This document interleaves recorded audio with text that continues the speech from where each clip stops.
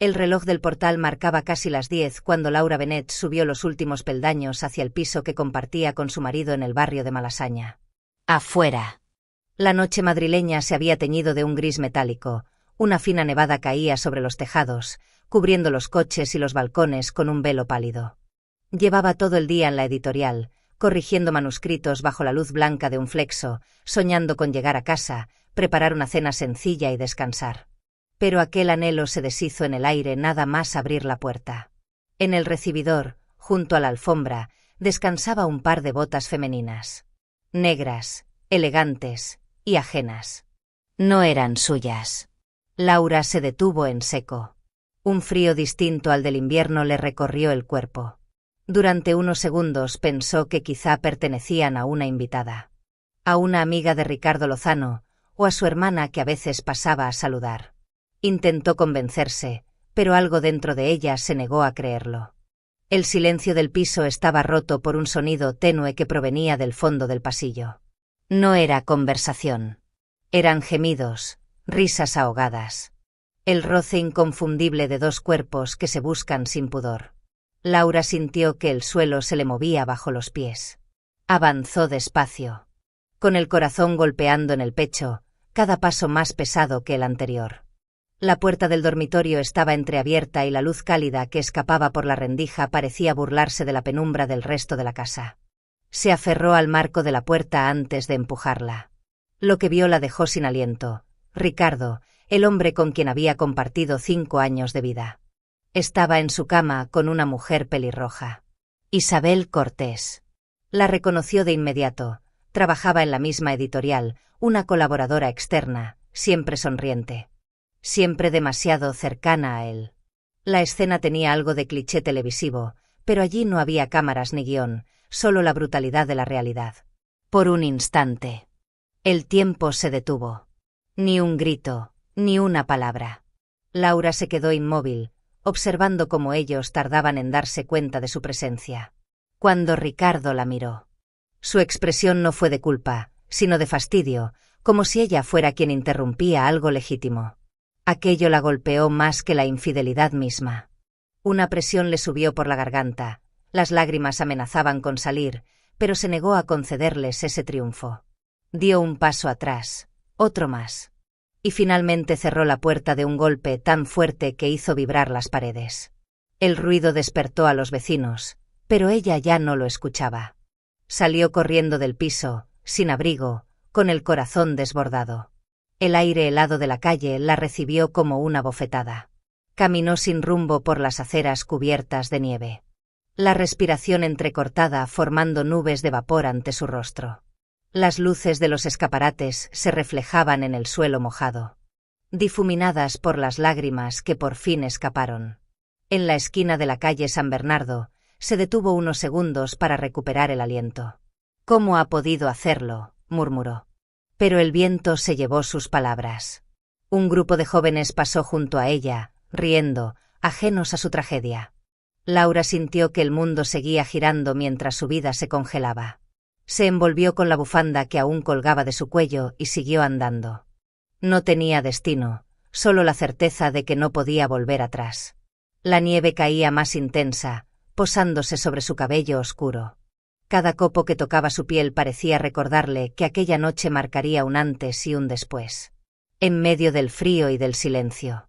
Comprendió que algo dentro de ella había muerto en ese instante, pero aún no sabía que, entre las ruinas de esa traición, nacería una fuerza que jamás había sentido. Laura siguió caminando por las calles vacías de Madrid, envuelta en el murmullo del viento, mientras la ciudad dormía ajena a la historia que acababa de romperse. La nieve cubrió sus huellas, como si quisiera borrar el último rastro de la mujer que había sido. El viento soplaba con fuerza entre las calles estrechas cuando Laura dobló por la calle Fuencarral. La nieve caía más densa, cubriendo los escaparates con una capa blanca que devolvía la luz de las farolas en reflejos dorados. Caminaba sin rumbo, con el rostro enrojecido por el frío y los ojos aún nublados de lágrimas. Sentía que cada paso la alejaba de la vida que había tenido hasta hacía apenas una hora. Un olor a café tostado la detuvo. Era un pequeño local de fachada antigua, con las ventanas empañadas por el vapor del interior. Empujó la puerta y una campanilla sonó débilmente sobre su cabeza. El contraste de temperatura la hizo temblar. Dentro, apenas quedaban 3 mesas ocupadas, una pareja hablando en voz baja y un hombre mayor que leía un periódico doblado. Laura se acercó al mostrador con las manos metidas en los bolsillos. Buscó su cartera, pero un golpe seco de realidad la paralizó. La había dejado en casa, junto con el bolso y todas sus pertenencias. Todo estaba allí, bajo el mismo techo donde su mundo se había derrumbado. Revolvió los bolsillos del abrigo con dedos entumecidos. Apenas unas monedas pequeñas tintinearon en su palma.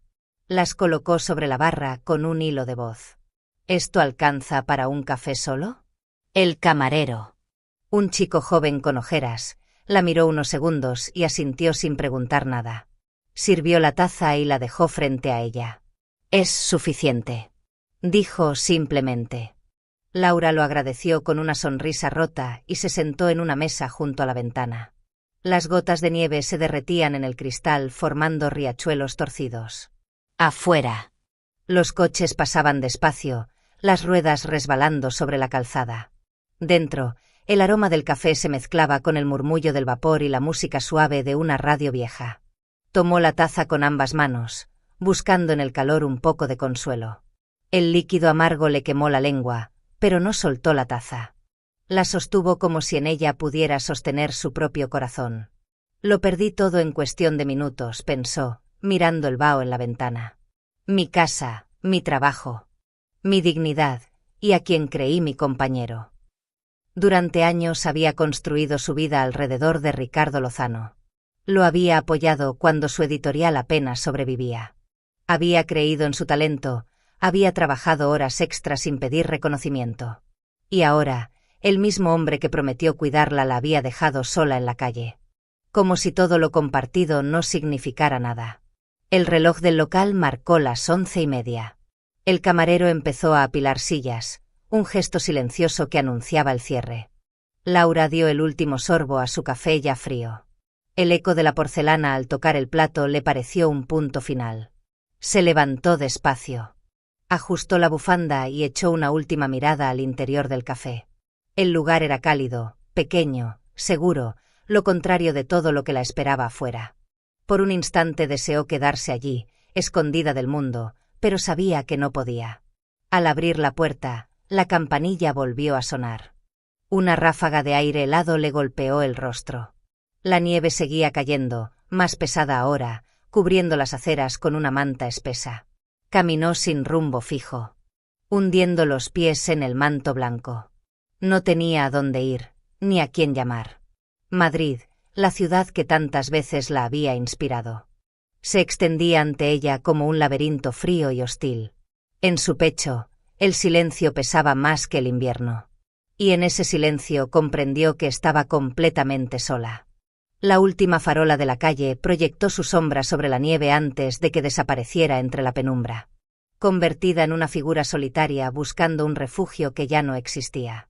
El reloj de un edificio marcaba la medianoche cuando Laura dobló por la calle Serrano. La nevada había cubierto Madrid con una calma engañosa, los coches aparcados parecían esculturas dormidas, y las luces de los escaparates proyectaban destellos sobre el hielo. Caminaba despacio, agotada, sin saber a dónde ir. Su cuerpo temblaba, no solo por el frío, sino por el peso de lo que acababa de vivir. De repente, al mirar al otro lado de la avenida, reconoció la fachada de cristal de la editorial donde trabajaba. Aquella empresa había sido su segunda casa durante años. El lugar donde aún quedaban rastros de la Laura que existía antes de la traición. Sin pensarlo 2 veces, cruzó la calle. El guardia de seguridad, don Emilio. Levantó la vista sorprendido cuando la vio entrar. «¿Señora Bennet?», preguntó, dejando a un lado el termo de café. «¿A estas horas?». Laura intentó esbozar una sonrisa. Pero su voz salió quebrada. «Perdón, Emilio, no tengo a dónde ir esta noche. Solo quiero quedarme un rato en mi oficina». «No haré ruido». El hombre la miró en silencio, evaluando la tristeza que cargaba en los hombros. La había visto quedarse hasta tarde muchas veces, siempre dedicada, siempre amable. Finalmente, asintió. Claro, hija. Quédate el tiempo que necesites. Voy a prepararte una taza de té caliente, que tienes la cara helada. Laura murmuró un agradecimiento mientras subía por las escaleras. El edificio estaba en penumbra, solo iluminado por la luz azul de las salidas de emergencia. Cada paso resonaba en el mármol como un eco de su soledad. Al llegar a su oficina, encendió la lámpara del escritorio. La luz cálida iluminó los estantes llenos de manuscritos, las plantas que ella misma cuidaba, las tazas de café olvidadas en las madrugadas de cierre. Todo parecía intacto. Pero su mundo ya no lo era. Don Emilio apareció unos minutos después con una taza humeante. «Tómate esto. Te sentará bien», dijo con voz suave.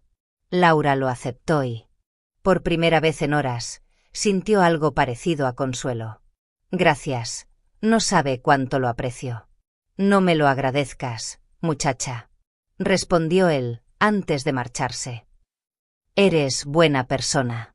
Y la vida siempre le devuelve algo a la gente buena». Cuando se quedó sola, el silencio cayó como un peso invisible.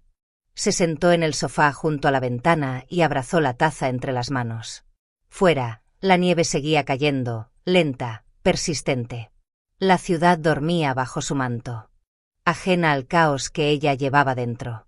Durante un instante intentó distraerse mirando los manuscritos apilados sobre el escritorio. Títulos, nombres, historias. Todos hablaban de otros mundos. Ninguno podía rescatarla del suyo.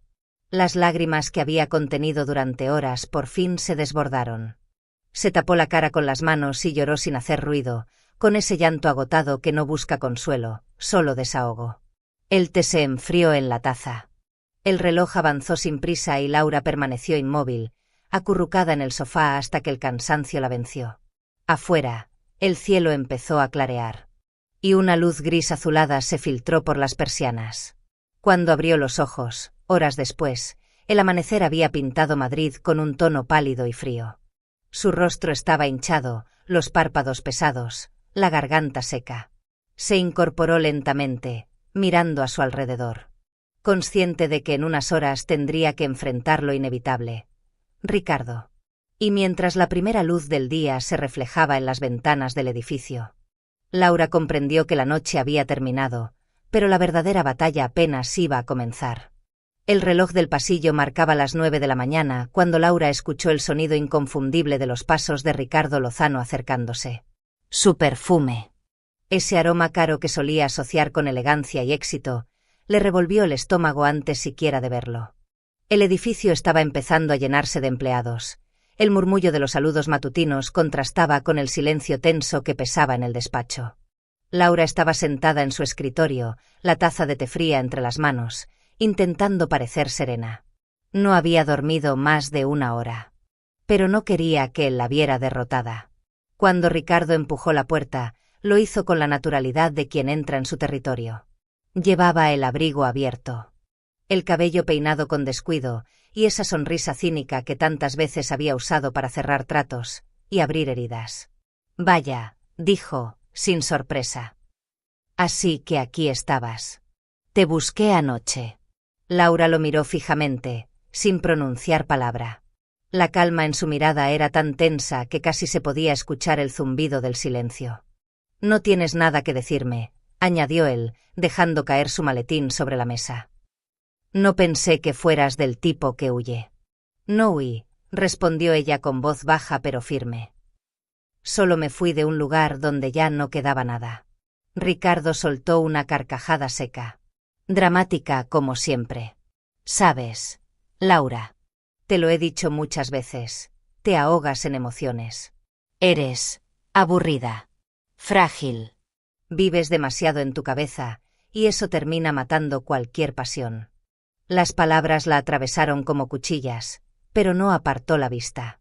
Durante años, había aceptado sus críticas disfrazadas de consejos, su desprecio disfrazado de superioridad. «No más. ¿Esa es tu excusa?», replicó con una calma peligrosa. «¿Culparme a mí de tus mentiras? ¿De acostarte con una mujer que ambos conocemos, bajo el mismo techo que compartíamos?» Él se encogió de hombros. «No fue un error», Laura. Fue inevitable. Necesitaba sentirme vivo. Y tú llevas meses siendo una sombra. Ella se levantó despacio, con los ojos enrojecidos pero la voz firme. Entonces me alegra haberte liberado. No tendrás que fingir más. Pero te equivocas en algo. Las sombras no desaparecen, Ricardo. Aprenden a vivir sin la luz que las traicionó. El gesto del cambio. Se acercó, crispado, con las manos en los bolsillos del pantalón. No hables conmigo como si tuvieras autoridad. Todo esto, señaló la oficina, los estantes, los cuadros, existe gracias a mí. Eres editora porque te lo permití. Laura sonrió con amargura. No, Ricardo. Soy editora porque sé leer almas, incluso las podridas. Él la sujetó de la muñeca con fuerza. Su mirada se endureció. Ten cuidado, Laura. No provoques algo que no puedas controlar. El dolor la hizo tensarse, pero no cedió. En ese instante, la puerta se abrió de golpe. Marta, la secretaria, se quedó paralizada al verlos. ¿Todo bien, señora Bennet?, preguntó con voz temblorosa. Ricardo la soltó de inmediato y retrocedió un paso. Sí, todo bien, dijo Laura antes de que él hablara. Estaba justo saliendo. Se agachó. Tomó su bolso, el único objeto que aún le pertenecía, y caminó hacia la puerta sin mirar atrás. Sabía que si lo hacía, su resolución se quebraría. Marta se apartó para dejarla pasar, y cuando sus miradas se cruzaron, la joven le dedicó una mueca de solidaridad silenciosa. Al salir a la calle, la golpeó el aire helado del invierno. El cielo de Madrid estaba gris, cubierto por una neblina que borraba los colores. Los coches avanzaban despacio entre charcos de nieve sucia. Y el reflejo de los semáforos teñía el pavimento de rojo y verde, como si la ciudad entera respirara su propia melancolía. Laura caminó sin rumbo, con los ojos ardiendo y las manos vacías. No tenía casa, ni trabajo, ni reputación. Todo lo que había construido durante años se había derrumbado en menos de 24 horas. Cuando una ráfaga de viento levantó copos de nieve frente a ella, pensó que el invierno parecía compadecerse, pero no lo suficiente como para ofrecerle refugio. Madrid seguía su curso, indiferente a su ruina. Y ella, perdida entre el ruido lejano de los coches y el silencio de su propio corazón, comprendió que acababa de tocar fondo. La nieve seguía cayendo sobre Madrid, silenciosa y constante, cubriendo los tejados y los coches como si quisiera borrar cualquier huella del día anterior. Laura caminaba sin rumbo por las calles desiertas, con el abrigo empapado y los zapatos hundiéndose en el manto blanco. Cada paso era un esfuerzo, una lucha entre el cuerpo que quería rendirse y la mente que se negaba a hacerlo. El aire helado le cortaba la piel, pero el dolor más profundo estaba dentro. Le temblaban los labios, no de frío, sino de impotencia. Durante años había construido una vida que ahora parecía un espejismo. No quedaba nada. Solo el sonido de sus pasos y el eco de una voz que, sin saber por qué, comenzó a emerger de su memoria. Era la voz de su abuela, doña Elisa Bennet, la mujer que la había criado en Segovia. Su acento pausado, su tono firme, regresaron a ella como un abrigo invisible. Eres una Bennet. No te rompes. Hija. Te doblarás, sí, pero no te rompes. Laura se detuvo bajo un farol, con la nieve cayendo sobre su rostro. Cerró los ojos y por un instante volvió a ser aquella niña que corría entre los pinos detrás de la vieja casa familiar. Recordó el olor a pan recién hecho, las manos cálidas de su abuela amasando la masa, la chimenea encendida y la voz serena contándole historias de mujeres que resistían incluso cuando el mundo las olvidaba. Abrió los ojos. Frente a ella, la realidad volvía a ser gris. El farol parpadeaba, y en ese parpadeo vio reflejada su propia fragilidad. Pero también, en el fondo, una chispa. Algo diminuto, casi imperceptible, que seguía ardiendo. Decidió volver a su piso. Quizá, con suerte, podría entrar, recoger algo de ropa, su cartera, sus documentos. Caminó hasta el edificio, el mismo donde la noche anterior su vida se había quebrado. Subió las escaleras con el corazón apretado y una última esperanza prendida entre los dedos. Cuando intentó girar la llave, ésta no encajó. Lo intentó de nuevo, con más fuerza, pero el metal no giró. El cerrojo había sido cambiado. Por un momento se quedó inmóvil, observando la puerta como si pudiera abrirse por compasión. Luego apoyó la frente sobre la madera fría. Una risa lejana se escapó del interior. Reconoció la voz de Ricardo. Y la de Isabel. Laura retrocedió lentamente, con la respiración cortada. Bajó los escalones sin mirar atrás, con las manos temblando y la vista borrosa. Al llegar a la calle, la ciudad parecía un espejo roto. Su reflejo, en una vitrina cercana, le devolvió la imagen de una mujer distinta, ojerosa, despeinada, pero viva. Se abrazó a sí misma, intentando conservar el poco calor que le quedaba. No sabía qué haría ni a dónde iría, pero algo dentro de ella, quizás la voz de su abuela, le susurró que aún no era el final. Alzó la vista al cielo gris, respiró hondo y, con paso lento pero decidido, comenzó a caminar hacia la estación. La idea surgió como una brisa entre la tormenta. Segovia. Allí, en la vieja casa donde había aprendido a ser fuerte, tal vez aún quedara un rincón que la reconociera. Mientras el tren se perdía en su imaginación.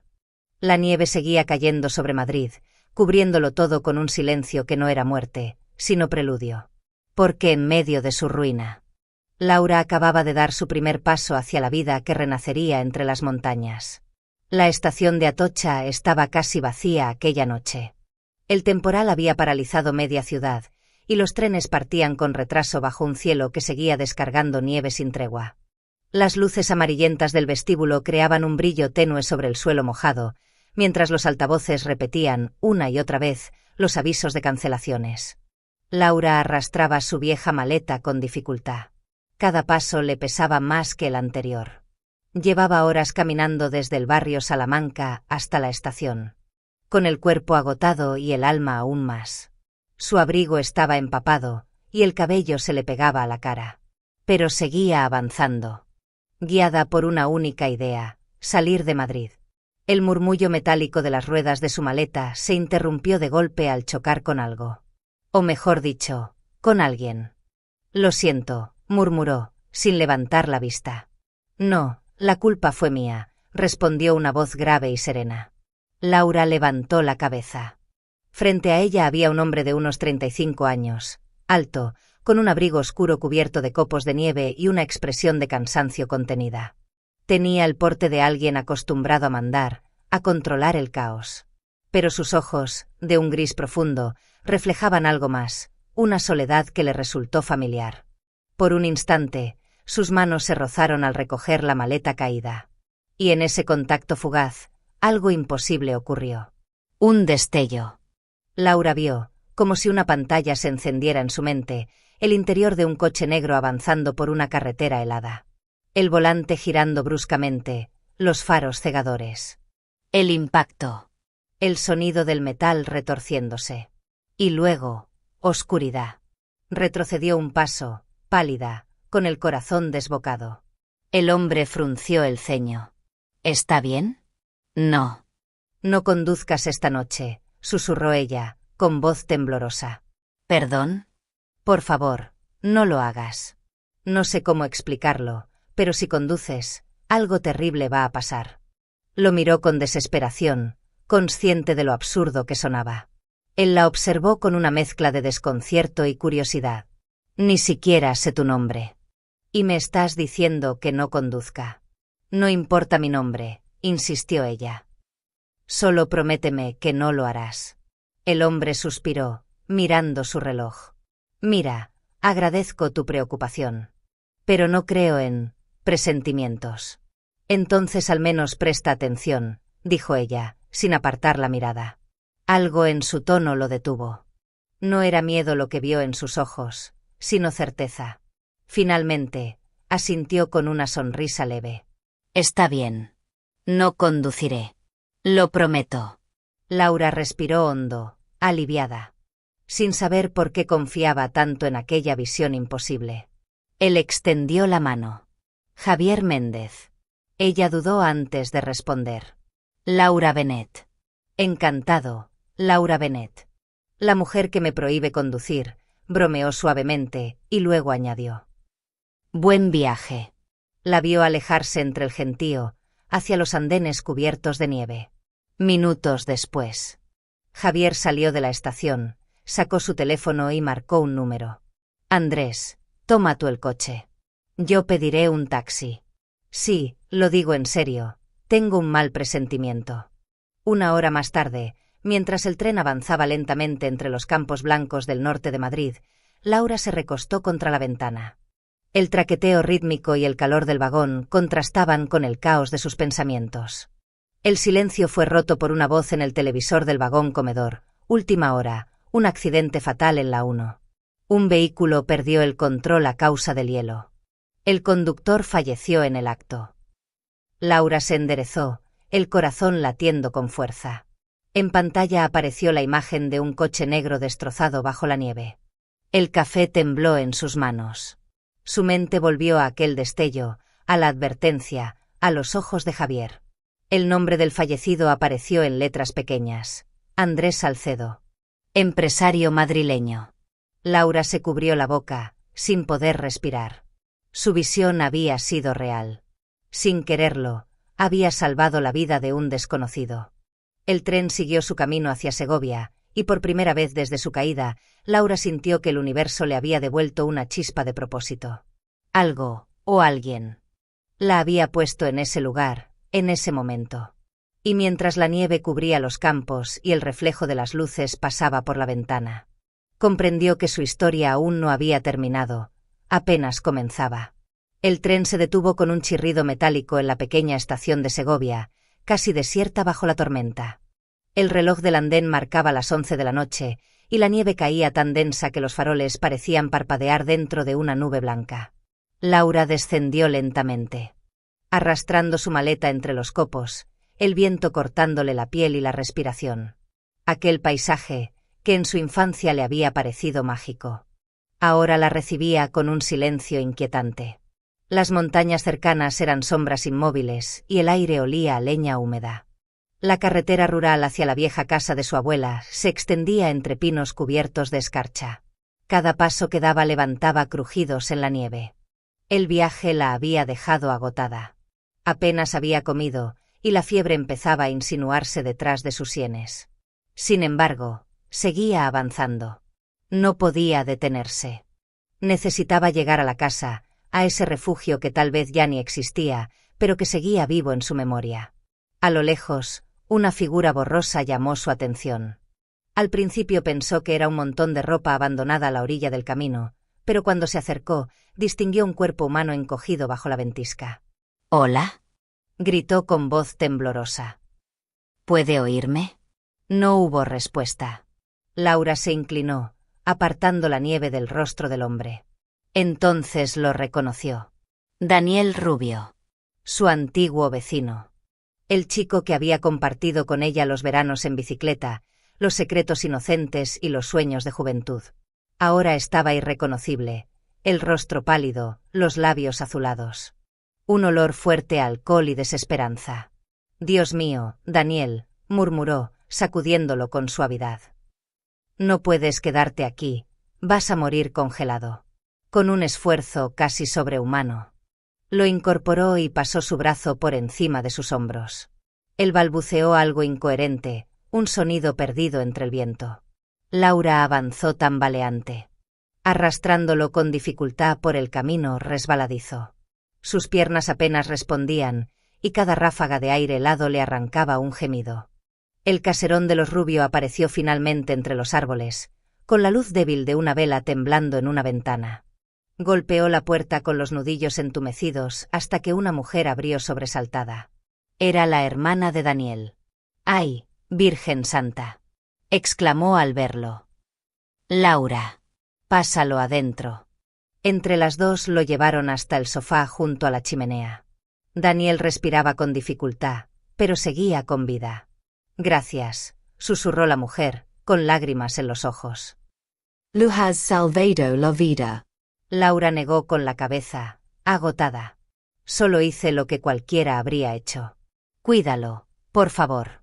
Y sin esperar más, salió de nuevo a la noche.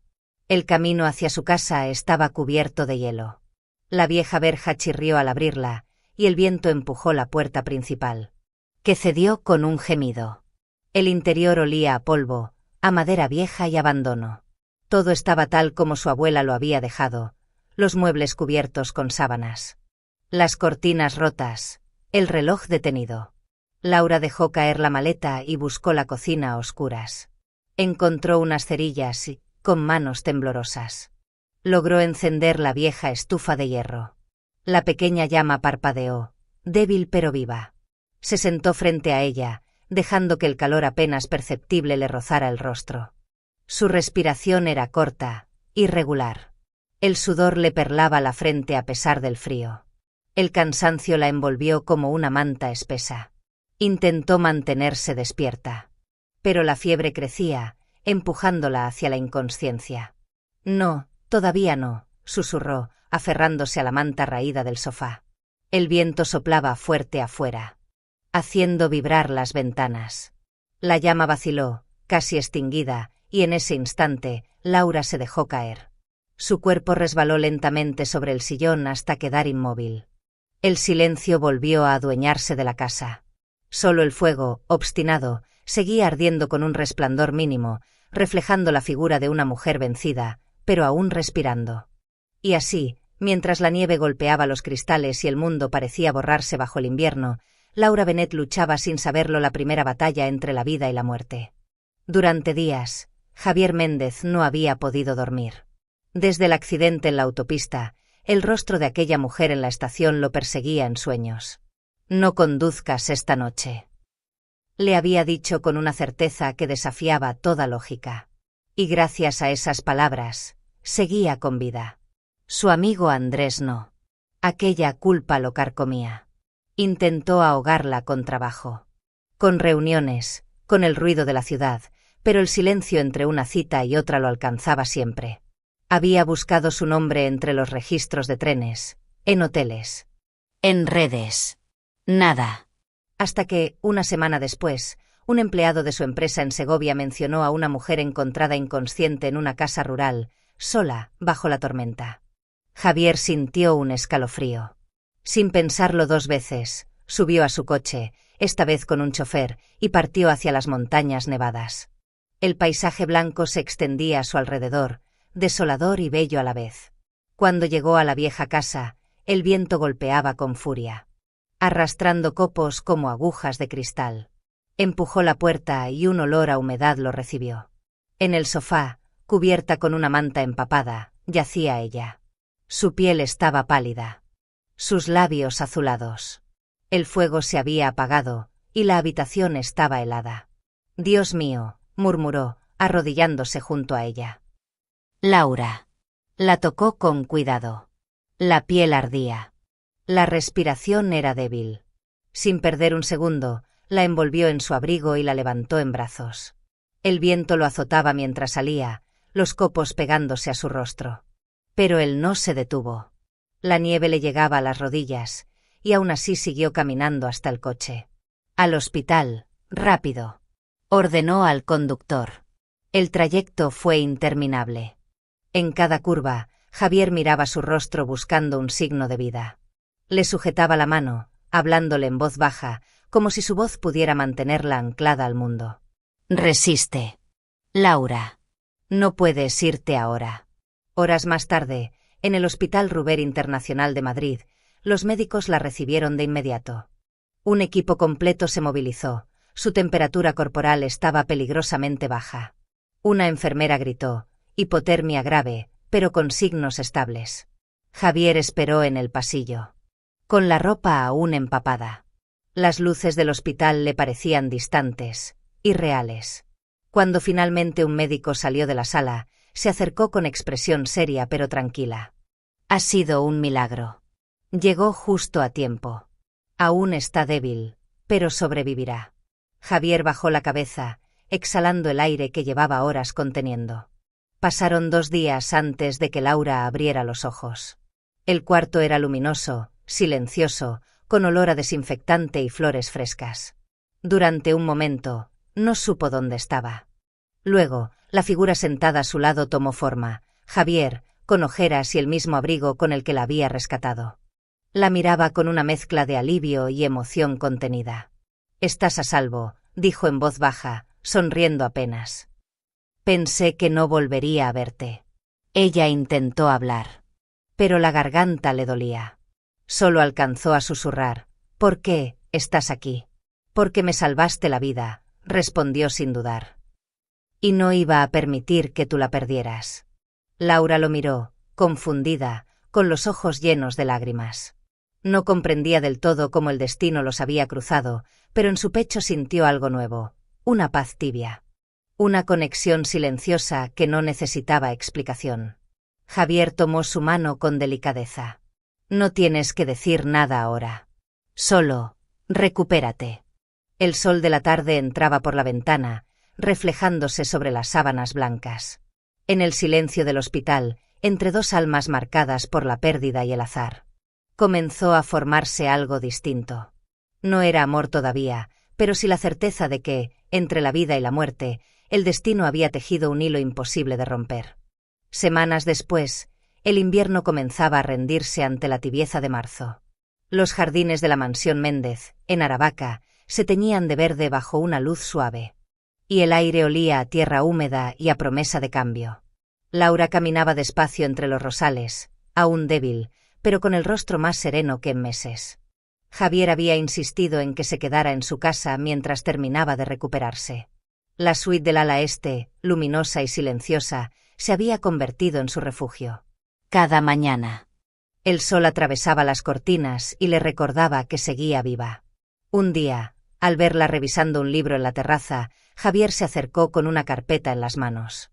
«He estado pensando», dijo con tono tranquilo. «Quiero lanzar una nueva división editorial. Algo más humano, más honesto.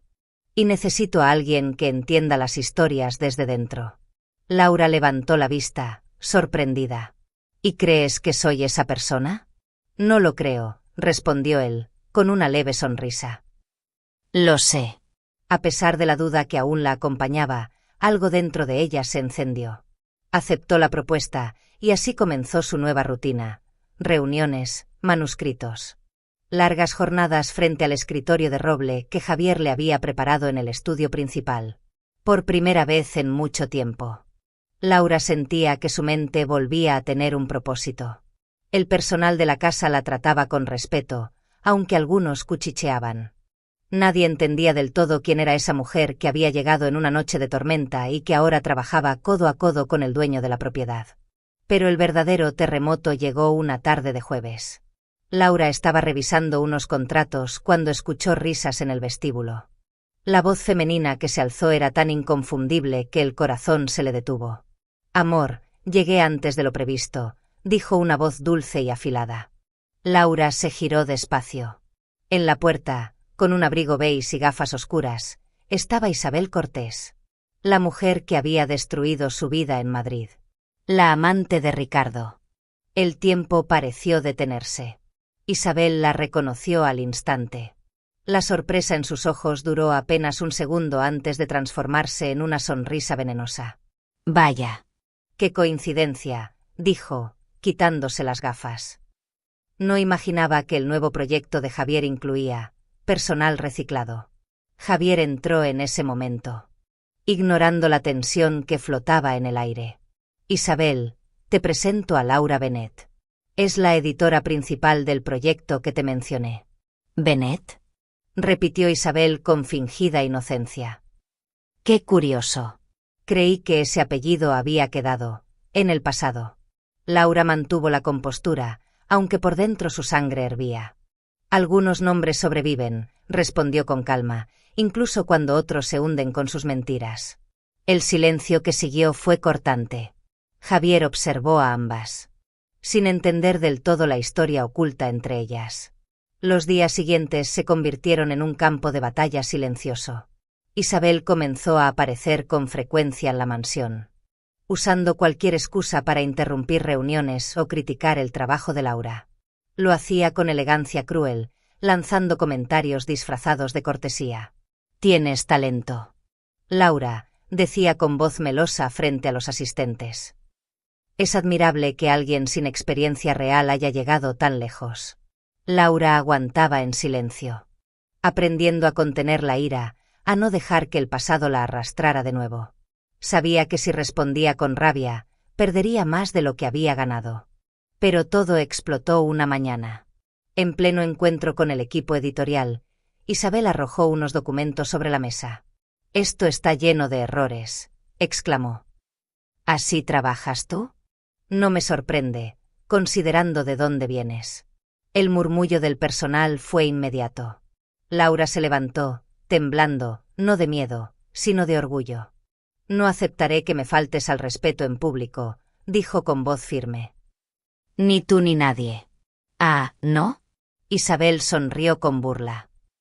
«No olvides quién soy». Javier, que había permanecido en silencio, dio un paso al frente. Su voz resonó con autoridad. «Sí, Isabel. Eres la persona que acaba de cruzar un límite. Laura es mi colaboradora. Y mientras trabaje aquí, se le tratará con el mismo respeto que a mí». El silencio fue total. Isabel palideció, incapaz de responder. Los empleados intercambiaron miradas atónitas. Laura lo observó, agradecida, pero también consciente del peligro que se avecinaba. Esa noche, mientras la casa dormía, se asomó a la terraza del jardín. El aire era frío. El cielo limpio, y Madrid brillaba a lo lejos. Pensó en todo lo que había perdido, en lo que había vuelto a ganar. Y en el enemigo que el destino había puesto otra vez frente a ella. Pero esta vez no era la mujer rota que había huido de un apartamento cerrado con llave. Era Laura Bennett, la que no se rompe. Y mientras el viento le agitaba el cabello, juró que jamás volvería a inclinar la cabeza ante la sombra de su pasado. La mañana amaneció fría y luminosa sobre Madrid. El invierno parecía resistirse a marcharse, cubriendo los árboles de Aravaca con un polvo blanco que brillaba bajo el sol. En la sede principal de la empresa Méndez. La tensión se podía cortar con un hilo. Javier había convocado a su padre y a Isabel para una reunión urgente. Nadie en el edificio sabía con certeza de qué se trataba, pero los rumores ya recorrían los pasillos como fuego. Laura, desde su oficina en el piso superior, intentaba concentrarse en la revisión del último manuscrito del proyecto editorial. Era un libro sobre segundas oportunidades, sobre cómo la pérdida podía transformarse en fuerza. Cada línea parecía hablarle a ella. Sin embargo, su mente no podía apartarse de lo que estaba a punto de suceder. Sabía que esa reunión sería decisiva. No solo para Javier, sino para cerrar definitivamente el círculo de su propio pasado. En la sala principal, el padre de Javier, don Rodrigo Méndez, un hombre imponente de cabello blanco y voz de acero, lo observaba desde el otro extremo de la mesa. A su lado, Isabel, impecable en su traje marfil, mantenía una sonrisa congelada. «Espero que esto no sea otra de tus impulsivas decisiones», dijo don Rodrigo, rompiendo el silencio. «Tienes un compromiso con esta familia, con esta empresa». Javier se enderezó en la silla, los ojos firmes. «Lo sé. Y precisamente por eso estamos aquí. Para terminar con un error que nunca debió comenzar». Isabel se volvió hacia él, la sorpresa dibujada en su rostro. «¿Qué estás diciendo?» «Que no habrá boda», dijo con calma. La voz de Javier resonó en la sala, cortante. «Definitiva». Isabel palideció. «¿Estás rompiendo conmigo, aquí? ¿Delante de tu padre?» «Sí. Porque ya no pienso fingir más». El padre golpeó la mesa con la mano abierta. «¿Has perdido la cabeza?» Esta unión aseguraba contratos, influencia, estabilidad. «No puedo construir mi vida sobre un trato que me encadena a alguien que desprecio», replicó Javier. «Ni puedo mirar a otra persona a los ojos mientras mantengo una mentira». Isabel se levantó de golpe, furiosa. «Todo esto por ella, ¿verdad?», gritó, señalando la puerta, como si Laura estuviera allí presente. «La huérfana. La pobrecita que rescataste del hielo. ¿Te crees un héroe?». Javier sostuvo su mirada sin vacilar. «No, Isabel. No soy un héroe.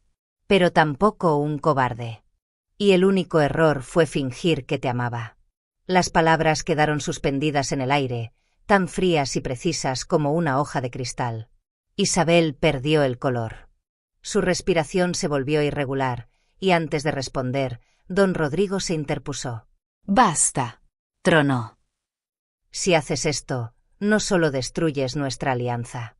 Destruyes el apellido Méndez. Entonces lo reconstruiré, respondió Javier, sereno, pero con dignidad. Sin esperar respuesta, salió de la sala. Laura lo vio pasar por el pasillo. Con paso firme, y en sus ojos había algo que no había visto antes. Libertad. No dijo nada.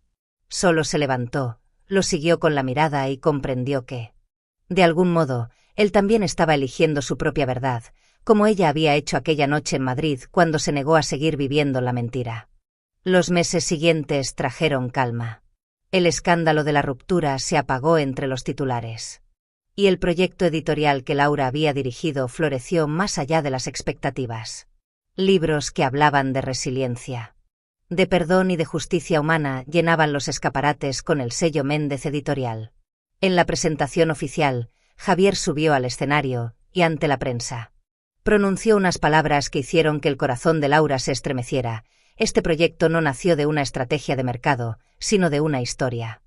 De alguien que me enseñó que incluso entre la ruina y el hielo puede nacer una voz capaz de cambiarlo todo. Cuando los aplausos llenaron la sala, Laura bajó la vista, ocultando una sonrisa discreta. No necesitaba reconocimiento. El simple hecho de estar viva, de haber encontrado un lugar propio, era suficiente. Aquella noche, de regreso a la mansión, el silencio era apacible. La nieve caía con suavidad sobre los jardines. En el despacho, Javier trabajaba frente a la chimenea cuando ella se acercó con 2 tazas de té. Segovia está preciosa bajo la nieve, dijo él, mirando por la ventana. Siempre lo está, respondió ella. Pero esta vez, se siente distinta. Sus miradas se cruzaron. No hubo promesas ni palabras innecesarias. Solo esa calma que nace cuando 2 almas heridas reconocen en la otra un refugio.